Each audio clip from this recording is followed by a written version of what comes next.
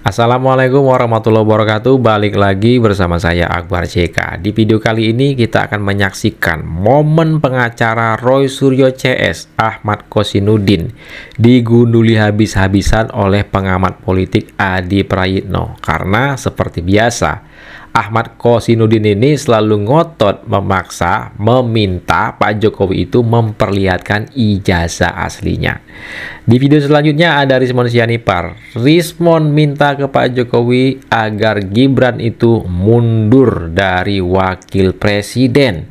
Kalau Gibran mundur dari wakil presiden, maka Rismon CS ini tidak akan lagi mengganggu Pak Joko Widodo. Maksud Rismon ini apa? Nah, sebelum kita ke videonya, jangan lupa like, subscribe, dan share. Tanpa berlama lagi, langsung aja kita saksikan videonya berikut ini. Kali-kali sampaikan, kalau saya jadi kuasa hukum Jokowi, saya bilang, Pak, tunjukkan saja.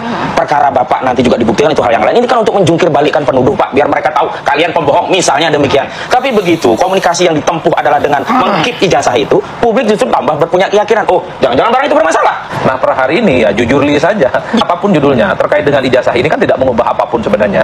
Tidak akan mengubah apapun, tidak akan mengubah mantan presiden 2 kali, mantan gubernur, wali kota, termasuk kebijakan-kebijakan apapun yang dibuat. Seperti yang kawan-kawan itu adalah bagaimana pembuktian bahwa persoalan ijazah itu saat ini sedang ingin tunjukkan balik, tidak seperti yang dibayangkan orang. Itulah yang saya sebut sebagai politik yang mungkin semua orang tidak akan bisa menangkap ini dengan indah. Yang menarik adalah yang ingin diyakinkan itu bukan hanya 11 media yang kemudian bisa ngintip, nggak boleh difoto begitu. Siapa? Tapi publik hari ini, karena persoalan ini kan sudah menjadi domain publik. Kenapa? Karena ijazah ini pernah digunakan untuk sampai pada jabatan publik. Itu juga tadi kata Mas Adi nggak berubah juga, Pak Jokowi tetap periode, tetap menjadi gubernur. Nah, inilah yang dikaitkan motif politik keliru, karena motif hukum itu tidak terkait itu. Pemalsuan dokumen itu kejahatan. Apakah kita mau membiarkan kejahatan merajalela dengan menyatakan, oh, nggak ada konsekuensinya ini dengan jabatan sudah berlalu? Enggak. Berarti tujuan dari Anda apa dong, Pak? Loh, kalau tujuan dari Roy Suryo dan kawan ingin menegakkan hukum, ini ada dugaan tidak pidana, dugaan kejahatan, sudah ada bukti-bukti. Berarti sampai ke ranah pidana, keinginan dari pihak Anda sampai. Loh, ini kan sejak awal sudah pidana semua, ada 2 pidana yang berjalan di Barreskrim, laporan TPU terkait dugaan pemalsuan dokumen ijazah Jokowi, di Polda laporan terkait dugaan adanya pencemaran dan fitnah. Kalau kita belajar tentang teori komunikasi politik, salah benar itu nantilah ujung. Yang paling penting bikin kegaduhan dan kekisruhan. Jadi publik itu diminta untuk bikin kesimpulan masing-masing. Yang dipakai itu adalah ilmu filsafat, adalah meragukan segala-galanya, doubt everything. Jangankan soal buku, jangankan soal ijazah, bahkan agama sekalipun, kalau bisa itu dipertanyakan. Yang paling penting publik itu tidak satu persepsi terkait dengan satu keyakinan yang selama ini dianggap mutlak. Kira-kira begitu. Kasus ijazah palsu ini kan sebenarnya ini masuk ke fase ketiga. Jadi fase pertama itu penelusuran keabsahan ijazah itu melalui jurnalisme yang sifatnya mandiri oleh Bambang Trimulyono. Kemudian untuk meyakinkan publik bahwa sebuah dokumen asli itu justru dengan metode yang keliru, yakni memenjarakan orang sehingga orang hanya bisa dibungkam tapi tidak bisa mengubah keyakinan kalau dengan cara itu. Ujung dari karya tulis saudara Bambang Trimulyono itu justru diganjar 6 tahun penjara. Dan dalam prosesnya saya juga menjadi salah satu tim penasihat hukum di Pengadilan Negeri Surakarta. Justru sepanjang sidang selama 6 bulan itulah ya, itu tidak pernah dihadirkan ijazah asli. Secara prinsip mungkin ini adalah akumulasi dari berbagai politik belakangan ini yang terjadi ya. Mungkin masih ada pihak yang tidak happy dan tidak nyaman, dan mungkin juga sewot dengan kebijakan-kebijakan dan manuver politik Pak Jokowi ya sepanjang 10 tahun itu kan saya kira akumulasi. Jadi ketika ada momentum semacam ini, ketika Pak Jokowi tak lagi presiden, gitu ya? Mereka ini kemudian mengkristal dan mengonsolidasi kira-kira apa celah yang kemudian bisa diolah sebagai upaya serangan balik lah kira-kira begitu. Tapi yang ketika menurut saya sepertinya memang ada upaya-upaya untuk merusak kredibilitas Jokowi sebagai mantan presiden. Artinya mungkin dengan apa yang ditampilkan per hari ini yang mempertanyakan soal ijazah itu ingin ditunjukkan bahwa ya ini adalah presiden yang sampai hari ini ada kekisruhan dengan ijazah. Pesan saya kepada Pak Joko Widodo, jangan bersikeras, Pak. Ya, tarik, minta anak Anda itu mundur saja, gitu. Ya, mundur lebih baik lah. Sudahi dinasti Anda itu, cukupkan cawe-cawe politik Anda di Indonesia, dan kami berjanji tidak akan mencawe-cawekan kalian lagi. Ya, satu, tapi tarik mundur anak Anda itu, ya. Tetapi kalau bersikeras ya silahkan, itu hak Anda ya, itu hak Anda gitu loh. Tapi kan rakyat tidak bodoh. Rakyat tidak bodoh, rakyat tidak akan percaya pada kalian. Kalian selalu bawa-bawa rakyat. Rakyatnya mana yang kalian bela, yang kalian perjuangkan? Kami tidak merasa, Rismon. Aduh, kamu siapa? Minta Gibran mundur. Gibran dipilih oleh rakyat. Aduh, mon. Jumlah yang sudah masuk sampai hari ini sejak dibuka ya kira-kira 50 juta. Oh, udah nyampe 50 juta. Ya, yang 25 juta sudah saya gunakan untuk membayar hutang-hutang saya selama saya di penjara. Oh, jadi selama di penjara banyak utang, Pak? Banyak utang. Cari duit dari Ya, terus, fitnah Pak. Pak Jokowi. Terus lebihnya kira-kira 15 jutaan ya habis untuk biaya kita kemarin kemana-mana itu gitu. Kira-kira 15 jutaan ya habis untuk biaya kita kemarin kemana-mana itu. Alah, inilah mereka ini ya, memperoleh uang, dapetin duit dari fitnah Pak Jokowi. Mereka sana kemari fitnah Pak Jokowi, dapat duit, sampai-sampai Bambang Tri bisa bayar utang, bisa jalan-jalan 15 juta ngabisin duit itu untuk jalan-jalannya dia sama Rismon CS. Kesana kemari fitnah sana fitnah sini ya, luar biasa mereka ya, mencari rezeki dari menjual nama Pak Jokowi. Gitu. Assalamualaikum warahmatullahi wabarakatuh. Kita patut bersyukur bahwa pada hari ini kembali bahwa PKS sebagai fraksi patut kita beri acungan jempol.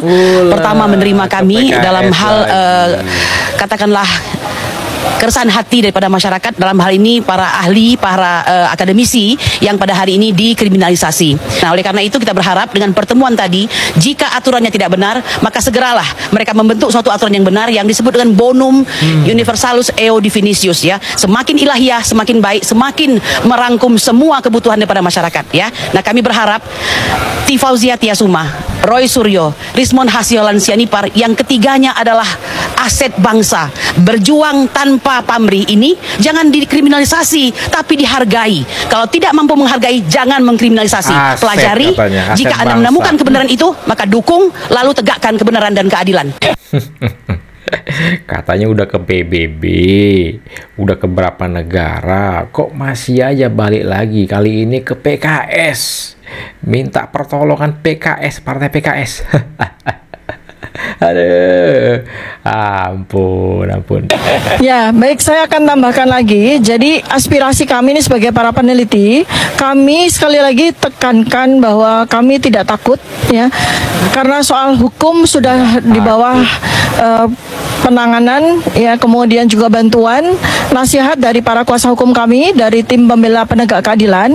Kami di sini terus untuk berjuang untuk membuka tabir dari kebohongan yang dilakukan baik Kalian oleh yang Joko Widodo bohong. maupun Kalian yang sekarang bohong. juga ternyata sudah dilakukan juga oleh anaknya, yaitu Gibran Rakabuming. Jadi sekali lagi ini adalah sebuah update dari kami setelah penelitian kami terkait dengan ijazah dan segala dokumen yang terkait dengan pendidikan Joko Widodo. Sudah kami bukukan penelitian kami di buku Jokowi White Paper. Buku sampah. Kami saat ini sedang melakukan penelitian, investigasi, pengumpulan data terkait dengan dokumen pendidik dan riwayat pendidikan dari Gibran Rakabuming.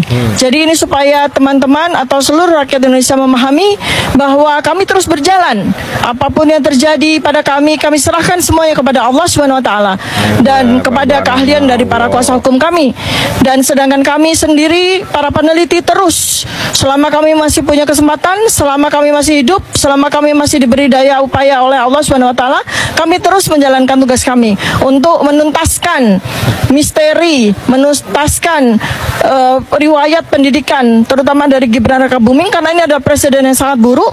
Apabila nanti ternyata kami dapat simpulkan bahwa Gibran Rakabuming jangankan memiliki ijazah SMA, bahkan mungkin tidak pernah mengikuti pendidikan SMA dengan baik, sehingga layak untuk dimakzulkan. Layak Gibran itu dimakzulkan, kata mereka. Dan juga dia bilang tadi ya, kami tidak takut. Kalau tidak takut ya udah hadapin aja, nggak perlu kesana kemari sampai ke PBB. Ini balik lagi ngadu ke partai PKS.